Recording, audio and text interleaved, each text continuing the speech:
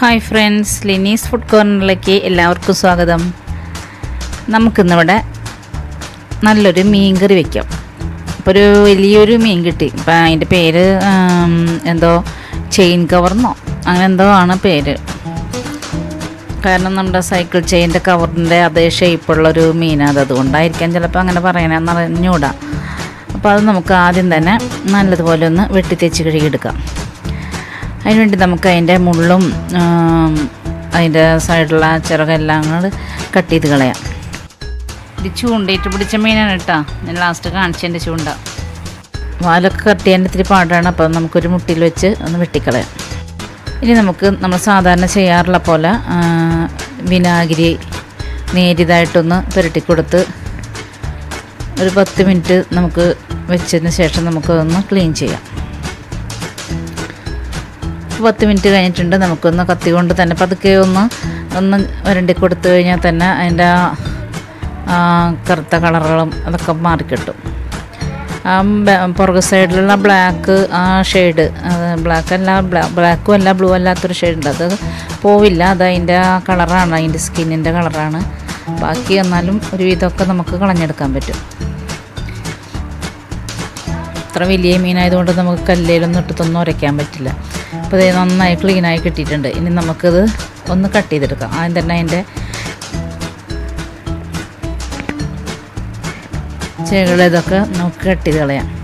അതിൻ്റെ താടയുടെ അറ്റം കണ്ട് ഒന്ന് കട്ട് ചെയ്ത് കഴിയുമ്പോൾ അതിൻ്റെ ഉള്ളിലത്തെ പൂവും അതിൻ്റെ പല്ലും ഒക്കെ ഇങ്ങോട്ട് പോന്നോളൂ.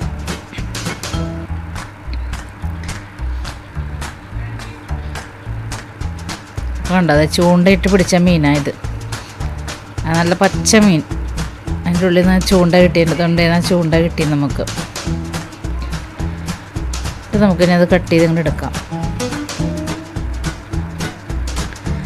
ഇത് നമുക്ക് വേസ്റ്റാണ്, അത് ഉപയോഗിക്കാൻ പറ്റില്ല. നല്ല ഭംഗിയായിട്ട് നമ്മൾ അതിൻ്റെ ചെടികളൊക്കെ കട്ട് ചെയ്തെടുത്തിട്ടുണ്ട്. ഇനി നമുക്ക് അതിൻ്റെ ആ കഴുത്തിൻ്റെ അവിടെ നിന്ന് അങ്ങോട്ടും കട്ട് ചെയ്ത് ഉള്ളിലുള്ള വേസ്റ്റെല്ലാം എടുക്കാം.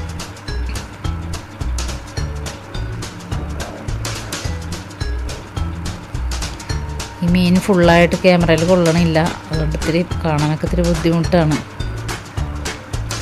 അപ്പോൾ അതിൻ്റെ ഉള്ളിലുള്ള വേസ്റ്റെല്ലാം നമ്മൾ എടുത്തിട്ടുണ്ട്. അതിൻ്റെ തല മാത്രം നമുക്കെടുത്ത വേസ്റ്റൊക്കെ കളയാം. ഇനി അതിൻ്റെ വയറിൻ്റെ അവിടെ നിന്ന് കീറി കൊടുക്കാം. അപ്പോൾ നമുക്ക് അതിൻ്റെ നല്ല മുട്ട ഇതൊക്കെ ഉണ്ട്, അതൊക്കെ എടുത്ത് പുറത്തേക്ക് എടുക്കാം. ഇനി ഇതിൻ്റെ നടുവശം കണ്ടൊന്ന് മുറിച്ചെടുക്കാം. കാരണം അതിൻ്റെ പകുതി മാത്രമേ ഞാനൊന്ന് കറിക്ക് എടുക്കണുള്ളൂ. പകുതി ഞാൻ ഒരു ഫിഷ് ഫ്രൈയുടെ ഒരു വീഡിയോയ്ക്ക് വേണ്ടി മാറ്റി വെച്ചിരിക്കുക.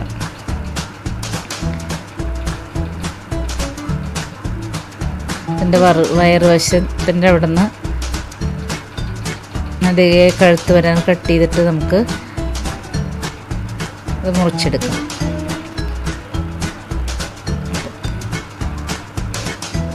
ഞാൻ തന്നെ അതിൻ്റെ വയറുവശം കട്ട് ചെയ്ത് പീസാക്കാം. മീൻ കഴിക്കുമ്പോൾ ഏറ്റവും ടേസ്റ്റുള്ള ഭാഗമാണ് അതിൻ്റെ വയറുവശം. ഇനി അതിൻ്റെ ബാക്ക് മുതുകുവശം നമുക്കൊന്ന് കട്ട് ചെയ്തെടുക്കാം.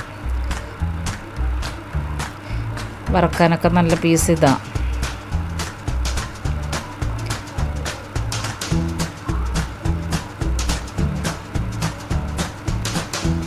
നമുക്കത് കട്ട് ചെയ്ത് കഴിഞ്ഞിട്ടുണ്ട്. കട്ട് ചെയ്യാൻ കുറച്ച് ബുദ്ധിമുട്ടുണ്ട്, എന്നാലും കട്ട് ചെയ്തെടുക്കാം. ഇത്രയും പീസ് നമുക്ക് അതിൻ്റെ മുതുകുവശത്ത് നിന്ന് മാത്രം കിട്ടിയിട്ടുണ്ട്. അതിൻ്റെ വയറുവശവും വേറെയുണ്ട്. പകുതി മീനിൻ്റെ കേട്ടോ, പകുതി ഞാൻ കട്ട് ചെയ്തിട്ടില്ല. ഇനി നമുക്ക് അതിൻ്റെ വാൽവശം കട്ട് ചെയ്തെടുക്കാം, ബാക്കിയുള്ള പകുതി. ഇത് ഞാനൊരു ഫിഷ് ഫ്രൈയുടെ വീഡിയോയ്ക്ക് വേണ്ടി മാറ്റി വെച്ചിരിക്കുകയാണ്. അത് അടുത്ത വീഡിയോയിൽ ഞാൻ കാണിക്കാം.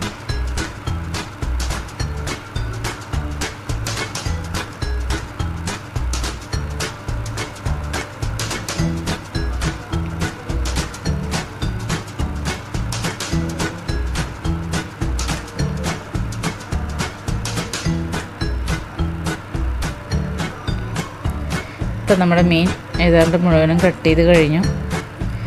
നമുക്ക് നല്ലതുപോലെയൊക്കെ ഒന്ന് കഴുകിയെടുക്കാം. ഇത്രയും പീസ് കിട്ടിയിട്ടുണ്ട്. ഒരു 3 കിലോൻ്റെ അടുത്തുണ്ടായിരുന്നു ആ ഒരു മീൻ.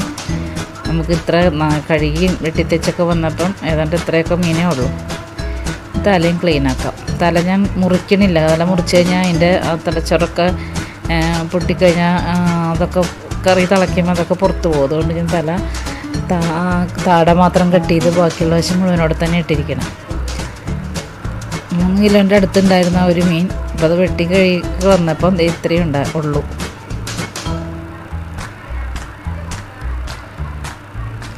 ഇത് നമുക്ക് പകുതി ഞാൻ എടുത്തിട്ടുണ്ട്. അത് നമുക്കൊരു കറി വയ്ക്കാം.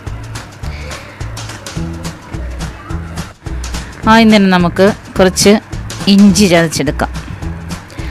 അതിൻ്റെ കൂടെ നമുക്ക് കുറച്ച് ഉള്ളിയും കൂടി ഇട്ടെടുക്കാം. ചെറിയ ഉള്ളി കേട്ടോ. എല്ലാം ചതച്ചാണ് ഞാൻ ഇന്ന് കറി വയ്ക്കുന്നത്, അരിഞ്ഞെടുക്കണില്ല. അതെല്ലാം കഴിഞ്ഞിന് ഞാൻ കുറച്ച് കാന്താരിമുളകാണ് ഞാൻ ഇതിലിടുന്നത്. കാന്താരിമുളകും വേപ്പിലയും കൂടി നമുക്ക് കൂടെ ചതച്ചെടുക്കാം. ഇനി അതെല്ലാം കൂടി നമുക്ക് ഒരു മൺചട്ടിയിലാണ് ഇന്ന് ഞാൻ കറി വയ്ക്കാൻ ഉദ്ദേശിച്ചിരിക്കുന്നത്. മൺചട്ടിയിൽ കുറച്ച് വെളിച്ചെണ്ണ ഒഴിച്ചു കൊടുക്കാം. എന്നിട്ട് നമ്മൾ ചതച്ചെടുത്ത ഇഞ്ചി, ഉള്ളി, കാന്താരിമുളക്, വേപ്പില ഇതെല്ലാം കൂടി ഒന്ന് നല്ലതുപോലെ വഴറ്റിയെടുക്കാം. ഇത് നല്ല ഞങ്ങളുടെ അടുത്ത് തന്നെ ഒരു സ്ഥലത്ത് ചക്കിലാട്ടണ വെളിച്ചെണ്ണയാണ്. അതുകൊണ്ട് നല്ല ശുദ്ധമായ വെളിച്ചെണ്ണ ഞങ്ങൾക്ക് കിട്ടും. ഒന്നും ചൂടായി വരുമ്പോൾ തന്നെ ഈ പരിസരം മൊത്തം നല്ല വെളിച്ചെണ്ണയുടെ സ്മെല്ലാണ്. കൂടെ നമുക്കിതിലേക്ക് കുറച്ച് ഉലുവപ്പൊടി ഇട്ടെടുക്കാം. ഒരു 1/4 സ്പൂൺ മതി. അത് കഴിയുമ്പോൾ 1/2 സ്പൂൺ മഞ്ഞൾപ്പൊടി, 2 സ്പൂൺ മുളക് പൊടി, 1 സ്പൂൺ മല്ലിപ്പൊടി ഇതെല്ലാം കൂടിയിട്ട് നല്ലതുപോലെ ഒന്ന് വഴറ്റാം. നമുക്ക് തേങ്ങ പാല് പിഴിഞ്ഞതിൻ്റെ തലപ്പാൽ മാറ്റി ബാക്കിയുള്ള 2ാം പാൽ ഇതിൽ ചേർത്ത് കൊടുക്കാം. ഞാനിവിടെ ഒരു തേങ്ങയുടെ പാലാണ് എടുത്തിരിക്കുന്നത്. അത് 1 ഗ്ലാസ് വെള്ളം ഒഴിച്ചടിച്ചിട്ട് ആ തലപ്പാലങ്ങൾ മാറ്റി 2ാം പാൽ ഇതിലേക്ക് ഒഴിച്ചു കൊടുത്തിട്ടുണ്ട്. ഇനി അത് നല്ലതുപോലെ ഒന്ന് തിളച്ച് വരട്ടെ. അപ്പോൾ അതിലേക്കുള്ള നമുക്ക് കുടംപുളി ഇട്ട് കൊടുക്കാം. പിന്നെ ആവശ്യത്തിന് ഉപ്പിട്ട് കൊടുക്കാം. അപ്പോൾ നന്നായി തിളച്ച് വന്നിട്ടുണ്ട്. അതിലേക്ക് ഞാൻ ആദ്യം തന്നെ മീനിൻ്റെ തല ഇട്ട് കൊടുക്കുകയാണ്. ഇനി നമുക്ക് ഓരോ പീസ് എടുത്തിട്ട് കൊടുക്കാം. മീനിൻ്റെ ഒപ്പം തന്നെ ഇതിൻ്റെ ചാറും വേണം കേട്ടോ. കാരണം വെന്ത് വരുമ്പോൾ കുറച്ച് വറ്റും. അപ്പോൾ നമ്മൾ തലപ്പാൽ ഒഴിക്കും. അപ്പോൾ നമുക്ക് ആവശ്യത്തിന് ഗ്രേവിയായി കിട്ടും.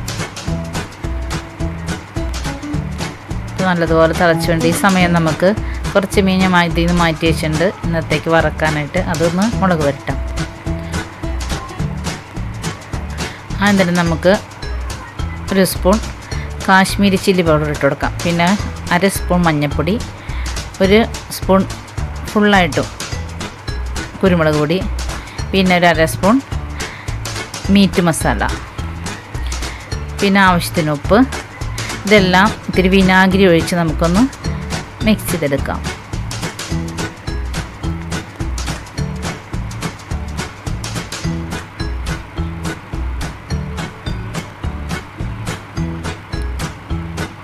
ഞാനിതിൽ മറ്റേ റെഡ് ചില്ലി പൗഡർ ചേർത്തിട്ടില്ല. കാരണം കുരുമുളകാണ് കൂടുതൽ ഇട്ടേക്കണത്.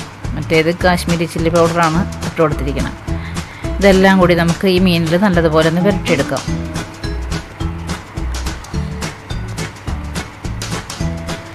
ഇതിൻ്റെ കൂടെ ഞാൻ മീനിൻ്റെ മുട്ട ഉണ്ടായിരുന്നത് ഞാൻ പുരട്ടി വെച്ചിട്ടുണ്ട്. അത് നമുക്കിതിൻ്റെ കൂടെ വറുത്തെടുക്കാം. അപ്പോൾ ഇത് അവിടെ ഇരിക്കട്ടെ. ഇനി നമുക്ക് കറി നോക്കാം. കറി ഇപ്പോൾ ഏതാണ്ട് തിളച്ച് വറ്റി വന്നിട്ടുണ്ട്. ഇതിലേക്ക് നമുക്ക് തലപ്പാൽ മാറ്റി വെച്ചിട്ട് ഒഴിച്ചു കൊടുക്കാം. തലപ്പാൽ ഒഴിച്ച് കഴിഞ്ഞിട്ടുണ്ടെങ്കിൽ നല്ലതുപോലെ തിളയ്ക്കാനൊന്നും നിൽക്കരുത്. തിള വരുമ്പോൾ തന്നെ നമുക്ക് ഓഫ് ചെയ്യണം. അതല്ലെങ്കിൽ ഈ പാല് പിരിഞ്ഞ പോലെയാവും. ഇതിൻ്റെ ചാറൊക്കെ ഇങ്ങനെ വെള്ളം തെളിഞ്ഞിരിക്കും. അതുകൊണ്ട് ഒത്തിരി തിളയ്ക്കാൻ നിൽക്കരുത്. അതുപോലെ കയ്യിലിട്ട് ഇളക്കൊന്നും ചെയ്ത് ചട്ടി എടുത്തൊന്ന് പതുക്കെ വട്ടമൊന്ന് ചുറ്റിച്ച് വെച്ചാൽ മതി. അത്യാവശ്യം കയ്യിലൊന്ന് സൈഡ് തിരിച്ചിങ്ങ് ഇറക്കി അടിയിൽ നിന്നൊന്ന് ഇളക്കി കൊടുക്കുക. കാരണം മൺചട്ടി ആകുമ്പോൾ അടി പിടിക്കാൻ സാധ്യതയുണ്ട്. ഇപ്പം നമ്മുടെ കറിയുടെ തിള എല്ലായിടത്തും എത്തിയിട്ടുണ്ട്. ഇനി നമുക്ക് ഒരു പാൻ അടുപ്പത്ത് വെച്ച് അതിലേക്ക് കുറച്ച് വെളിച്ചെണ്ണ ഒഴിച്ചു കൊടുക്കാം. കൂടെ നമുക്ക് കുറച്ച് ചെറിയ ഉള്ളി അരിഞ്ഞതും കൂടി ഇട്ട് കൊടുക്കാം. അത് നല്ല ബ്രൗൺ ഷെയ്ഡാവുന്ന വരെ ഒന്ന് വഴറ്റി കൊടുക്കുക.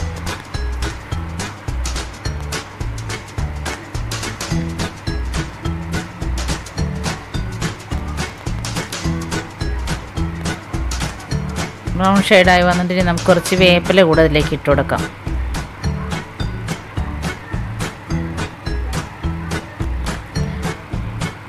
ഇപ്പോൾ താളിപ്പ് റെഡി ആയതുകൊണ്ട് ഇതിലേക്ക് ഒഴിച്ചു കൊടുക്കാം.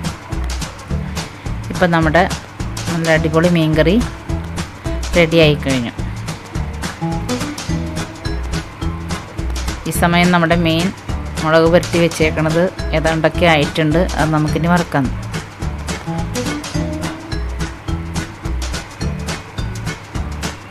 ഓരോന്നോരോന്നായിട്ട് ചൂടായ വെളിച്ചെണ്ണയിലേക്ക് ഇട്ട് കൊടുക്കാം.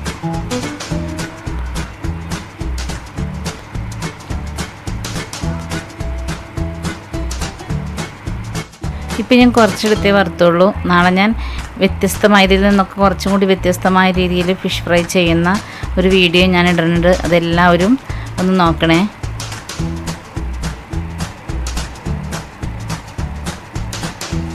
ഇപ്പോൾ നമ്മുടെ ചെറിയ തോതിലുള്ളൊരു ഫിഷ് ഫ്രൈയും റെഡി ആയിട്ടുണ്ട്. ഇനി നമുക്ക് ചോറ് കഴിക്കാൻ പാകത്തിനൊന്ന് വിളമ്പെടുക്കാം.